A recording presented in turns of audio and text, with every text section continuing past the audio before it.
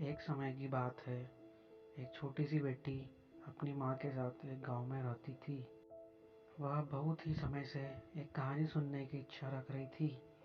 उसने अपनी माँ से कहा, माँ, कृपया मुझे एक कहानी सुनाओ।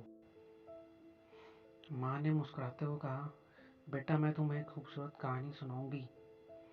यह कहानी है एक साहसी लड़की की।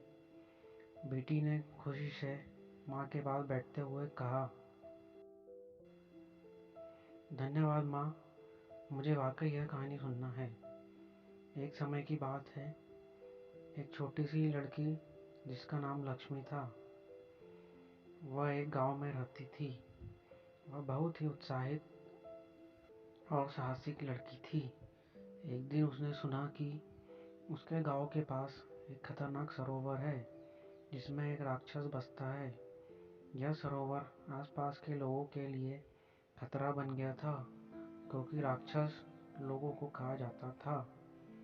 लक्ष्मी ने दिल से सोचा कि उसे अपने गांव को इस खतरे से बचाना होगा।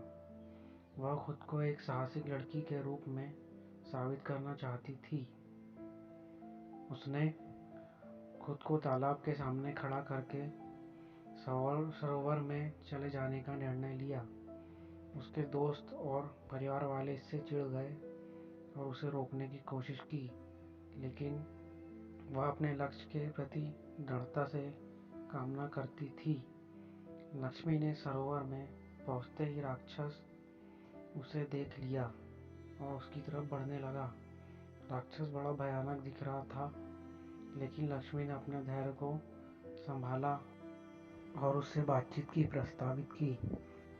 धीरे धीरे उसने राक्षस को समझाया कि उसका इरादा उसे नुकसान पहुंचाने का नहीं है और वह सिर्फ अपने गांव की सुरक्षा के लिए यह कार्य कर रही है।